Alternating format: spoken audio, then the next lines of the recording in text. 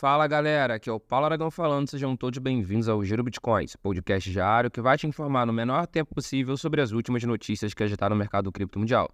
Dia 19 de abril de 2024 é o tão esperado dia do halving do Bitcoin, ou seja, hoje vai acontecer aquele evento em que a recompensa de mineração vai ser reduzida pela metade. Com isso, ainda menos Bitcoins irão entrar em circulação todos os dias.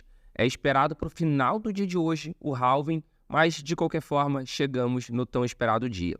Com isso, o preço do Bitcoin no dia de hoje está nesse momento em $64.980, com uma valorização nas últimas 24 horas de cerca de 3,5%. O segundo maior criptoativo do mercado, o Ethereum, também está com uma valorização de cerca de 2% nas últimas 24 horas, cada unidade estando cotada em cerca de $3.100.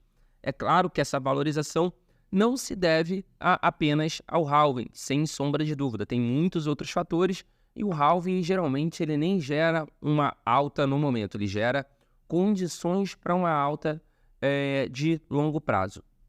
Nas últimas 24 horas, um dos criptoativos que mais estão performando, que mais estão valorizando, é a Solana, que é o quinto maior criptoativo do mercado. Nesse momento, cada unidade cotada em cerca de $144, com uma valorização de aproximadamente 8%. Isso, lembrando que a gente está falando em dólar. Se a gente fosse olhar em USD BRL, ou seja, se fosse fazer a conversão de dólar para real, estaria ainda melhor a valorização nos últimos períodos. Isso porque o real brasileiro está se desvalorizando fortemente perante o dólar. Falando em dólar, falando em mercado americano, os ETFs de Bitcoin Spot estão no vermelho todos os dias ao longo dessa semana. Ontem, mais uma vez, fechamos no vermelho. Aliás, provavelmente fecharemos no vermelho. Por quê? Porque somando os dados das gestoras que a gente já tem, a gente está com uma saída de 68 Bitcoins. Porém, a Valkyrie, a Invesco, a Franklin Templeton e a WisdomTree ainda não submeteram resultado. Então, a gente ainda não sabe realmente se vai fechar no vermelho ou se vai fechar um pouquinho no azul pela primeira vez na semana. De qualquer forma, essa semana, muito provavelmente, fecharemos no vermelho, ou seja, mais Bitcoins sairão do que entraram, saíram, no caso, no passado, do que entraram nos ETFs de Bitcoin Spot ao longo dessa semana útil. Um outro fato que a gente já consegue ver é que estamos em uma contagem regressiva também para o ETF da BlackRock ultrapassar o ETF da Grayscale. Se nesse momento o ETF da Grayscale já ainda está com 304 mil Bitcoins, o da BlackRock já está com 273 mil. E todos os dias são cerca de 2 mil Bitcoins de diferença que são retirados, ou seja, questão de tempo para o da BlackRock ultrapassar.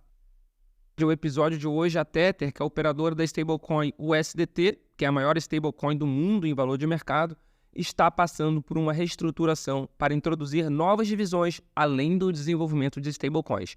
A gigante das stablecoins já lançou um novo quadro, introduzindo 4 novas divisões de negócios, incluindo a Tether Data, Tether Finance, Tether Power e Tether Edu, de acordo com o anúncio oficial feito no dia de ontem, no dia 18 de abril. Com as novas divisões, a Tether visa expandir sua missão de fornecer uma variedade de novas soluções de infraestrutura, investimentos e serviços. Vale ressaltar que a Tether já tem outras diversas stablecoins dentro da empresa. A gente fala muito da USDT, que é a stablecoin de dólar americano, mas eles têm também stablecoin de euro, stablecoin de ouro e de outras moedas também. E falando de outras moedas também, a diretora jurídica de conformidade do grupo 2TM do mercado Bitcoin, que é controlador da exchange de mercado Bitcoin, a Vanessa Lopes Butala, criticou uma proposta estudada pelo Ministério da Fazenda de aumentar os impostos sobre transações de criptomoedas para 22,5%. Além do aumento da alíquota, o governo propõe alterações significativas em relação à lei que entrou em vigor em março desse ano.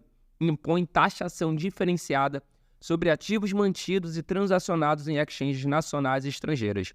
A Instrução Normativa 2180, publicada pela Receita Federal no dia 11 de março desse ano, baseada na Lei das Offshores aprovada no ano passado, instituiu um imposto de 15% sobre o lucro de operações envolvendo ativos digitais mantidos e negociados em exchanges estrangeiras. Agora, o governo está querendo aumentar para 22,5% em exchange, tanto nacional quanto internacional. E de acordo com a diretora jurídica, em conformidade da 2TM, isso prejudica o pequeno investidor. Abre aspas. A mecânica que existe hoje para aplicações no exterior faz sentido. Quando a gente está falando de aplicações financeiras, a regulamentação definiu que a caracterização de uma aplicação no exterior independe do emissor, até porque pela própria estrutura descentralizada hoje não se sabe em que país está o emissor do ativo.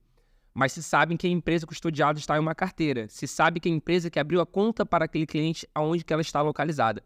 Isso determinaria se a aplicação está sendo realizada no exterior ou no Brasil. Quando a aplicação acontece no exterior, o regime tributário é o mesmo que qualquer outra aplicação financeira no exterior. Agora, igualar os dois ambientes não me parece que seja uma medida adequada, porque gera uma distorção em relação àquilo que você tem para a regra de todos os outros investimentos. A gente está falando de um mercado novo, que tem sim o potencial de entrega de resultado muito maior para o investidor, sem aumentar o patamar de risco em relação a alguns outros investimentos do mercado tradicional. Pode até ser que seja uma situação que não faça diferença para o grande investidor. Agora, para os investidores menores que têm essa oportunidade de aportar uma parte do seu capital disponível em cripto, esses é que vão ser os principais prejudicados com a extinção dessa isenção. Ou seja, até a isenção dos R$35 mil o governo está querendo acabar.